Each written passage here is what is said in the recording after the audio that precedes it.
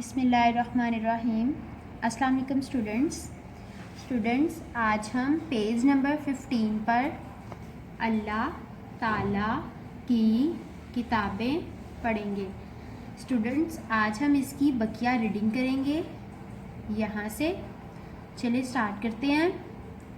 یہ چاروں کتابیں اللہ تعالیٰ نے فرشتوں کے سردار حضرت جبرائیل علیہ السلام کے ذریعے نازل فرمائیں۔ جی ہاں اسٹوڈنٹس، تمام فرشتوں کے سردار حضرت جبرائیل علیہ السلام ان آسمانی کتابوں کو وحی کے ذریعے نبیوں تک لے کر آتے تھے۔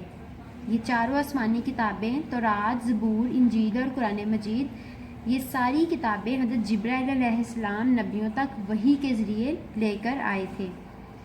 تمام آسمانی کتابیں انسانوں کو اچھائی اور برائی میں فرق بتاتی ہیں اور سیدھا راستہ دکھاتی ہیں۔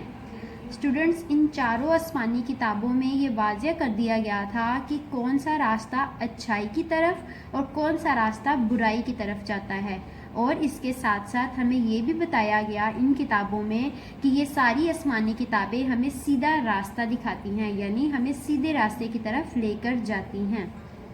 قرآن پاک کی زبان عربی ہے اور اس میں تمام انسانوں کے لیے کامیابی کا پیغام ہے۔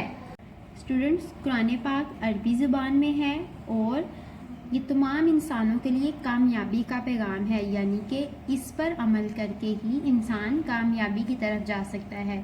اللہ تعالیٰ نے قرآن مجید میں انسانوں کے لیے کامیابی کا پیغام رکھا ہے، یعنی اس پر عمل کر کے ہی انسان کامیاب ہو سکتا ہے۔ قرآن مجید اتنی بابرکت کتاب ہے کہ اس کے ایک حرف کی تلاوت کرنے پر اللہ تعالیٰ کی طرف سے 10 نیکیوں کا وعدہ ہے۔ جی ہاں اسٹوڈنٹس، قرآن پاک اتنی بابرکت کتاب ہے کہ اللہ تعالیٰ نے ارشاد فرمایا کہ جو شخص قرآن پاک کی ایک حرف کی تلاوت کرے گا اس کو 10 نیکیاں ملیں گی۔ اللہ تعالیٰ نے اس کو 10 نیکیاں دینے کا وعدہ فرمایا ہے۔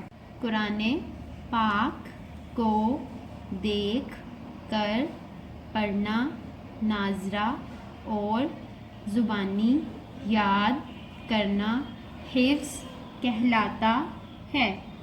آج کے لیے اتنا ہی۔ تھینک یو اسٹوڈنٹس، اللہ حافظ۔